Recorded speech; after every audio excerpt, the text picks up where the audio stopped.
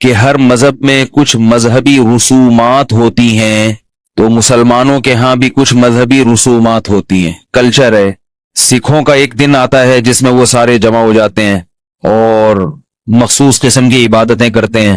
ان کے کوئی گرو بیٹھے ہوئے ہوتے ہیں، تو سارے پتہ نہیں، مجھے زیادہ معلومات نہیں، یوٹیوب پہ کچھ ویڈیوز دیکھی ہیں، بہرحال کوئی مخصوص طریقے سے وہ کچھ خاص عمل کرتے ہیں، اتنا تو پتہ ہے نا۔ جیسے عامل لوگ کہتے ہیں نا کسی نے کچھ کر دیا ہے، تو کس نے کیا، کیا کیا، یہ بات کی بات ہے، کسی نے کچھ بہرحال کر دیا، کوئی نہ کوئی رسم تو ان کی ہوتی ہے، کچھ نہ کچھ تو بہرحال وہ کرتے ہیں۔ وہ رسومات کیا ہوتی ہیں، کیا کرتے ہیں، یہ بات کی بات ہے۔ تو بعض لوگوں کا خیال یہ ہے کہ ہر مذہب میں کچھ نہ کچھ اجتماعات ہوتے ہیں، تو مسلمانوں میں بھی ایک مذہبی رسم ہے جس کی بنا پر یہ کیا جاتا ہے۔ تو ایسا نہیں ہے، محض ایک مذہبی رسم کو پورا کرنے کے لیے اتنا دیوانہ ہو کر پوری دنیا سے بے تحاشا پروازوں کا اڑنا، اور ایسا اجتماع دنیا میں کہیں بھی نہیں ہوتا، اتنا بڑا اجتماع، اور اس میں پڑھے لکھے لوگ زیادہ ہوتے ہیں، اور کیا قربانیاں دیتے ہیں وہاں جا کر، وہ یہ کہیں بھی نہیں ہوتا دنیا میں۔ آپ اگر دوسری قوموں کی مذہبی رسومات کو دیکھیں گے تو یہ جذبہ آپ کو نہیں ملے گا اس میں۔ تو اللہ تعالیٰ نے اپنے بندوں سے نماز بھی پڑھوائی، زکوٰۃ بھی دلوائی، روزے بھی رکھوائے۔ ہر عبادت کا ایک فلسفہ ہے، اس کی ایک لاجک ہے۔ وہ فلسفہ ہماری سمجھ میں نہ بھی آئے تو ہم نے بہرحال کرنا ہے، لیکن اس کے باوجود ہر عبادت کے پیچھے کوئی نہ کوئی حکمت ہوتی ہے۔ حج کے پیچھے کیا حکمت ہے بھائی؟ سوال سمجھ میں آ رہا ہے کہ نہیں آ رہا؟ کبھی سوچنا چاہیے نا، حج کے پیچھے کیا حکمت ہے۔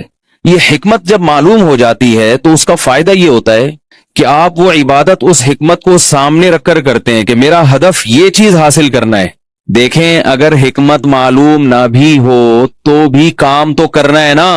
آپ کو ڈاکٹر نے دوا دی، آپ میں 5 بیماریاں تھیں، سر میں درد بھی تھا، پیٹ میں مروڑ بھی ہے، کھانسی بھی ہے، نزلہ بھی ہے، اور اس کے علاوہ بھی 1-2 چیزیں، بی پی بھی ہائی ہوا ہے۔ ڈاکٹر نے 5 گولیاں دے دی آپ کو، ایک سر میں درد کی پیناڈول، نزلے کے لیے دے دی اس نے آپ کا سافٹین دے دی، اینٹی الرجی، کھانسی میں بھی چلے گی وہ۔ بلڈ پریشر کے لیے الگ دوا دے دی، پیٹ میں مروڑ کے لیے اس نے فلیجل دے دی۔ اب آپ کو ڈاکٹر پر اعتماد ہے، اطمینان ہے، ڈاکٹر نے 4 یا 5 گولیاں صبح ناشتے کے بعد پانی سے پھانک لینا، کھا لینا، ویسے پھانکی تو پھنکی جاتی ہے لیکن یہ کھا لینا۔ اب آپ کو اگر ہر دوا کی الگ الگ حکمت معلوم نہ بھی ہو تو آپ نے کھانی تو ہے نا وہ 4 کی 4، کہ بھئی ڈاکٹر نے کہا ہے، مجھے نہیں پتا کہ اس میں پیناڈول سر کے درد کی ہے یا پیٹ کے مروڑ کی ہے، وہی آپ کی بلا سے آپ نے 4 گولیاں پانی کے ساتھ کھا لینی ہے۔ سمجھ رہے ہو کیا خیال ہے؟ تو حکمت معلوم نہ بھی ہو تو جب آپ کسی پر اعتماد کرتے ہیں تو اس کے آرڈر کو فالو کرتے ہیں۔ ڈاکٹر پر اعتماد تھا تبھی تو گئے نا اس کے پاس، اور ڈاکٹر عام طور پر بتاتے بھی نہیں ہے کہ یہ اس کے لیے ہے، یہ اس کے لیے ہے، یہ اس کے لیے ہے، یہ اس کے لیے ہے۔ لیکن اگر ڈاکٹر بتا دے تو مریض کو ذرا تسلی ہو جاتی ہے۔ کیا خیال ہے؟ ڈاکٹروں کے پاس چونکہ ٹائم نہیں ہوتا اس لیے بتاتے نہیں ہیں، بولے نکلو بس کیڑے مکوڑے بنائے۔ آپ ابھی بیٹھے ہیں، آپ نے ابھی بیماری بتانا شروع نہیں کی اور اس نے نسخہ پہلے لکھ دیا، بولے چلو نیکسٹ، تو ٹائم نہیں ہوتا نا۔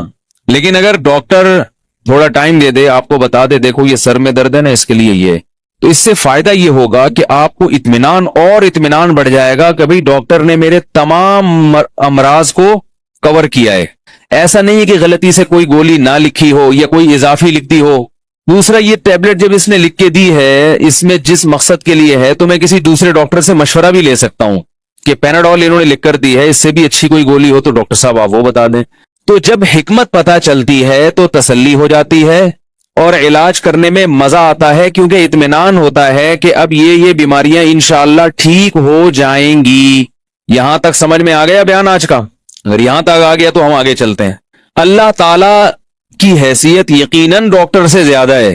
اللہ نے قرآن مجید کو نازل کیا روحانی بیماریوں کے علاج کے لیے۔ سمجھ میں آ رہی ہے؟ کس کے لیے؟ جسمانی نہیں۔ یہ جو روحانی علاج والے ہیں نا، یہ قرآن کی وہ آیت جس میں آتا ہے فیہ شفاء لما فی الصدور، جس میں سینوں میں چھپی بیماریوں کا علاج ہے، اس کو تعویذ گنڈوں پہ فٹ کر کے اپنی دکانیں چمکاتے ہیں۔ یہ درست ہے کہ قرآن مجید کی آیات سے بعض دفعہ ظاہری بیماری کو بھی شفا ملتی ہے، جیسے سورہ فاتحہ ہے، آیت الکرسی ہے، لیکن اصل مقصد قرآن مجید کا یہ نہیں ہے۔ دوسرا، قرآن کی جن آیتوں میں اللہ نے شفا رکھی ہے ان کے لیے کسی عامل کے پاس جانے کی چندہ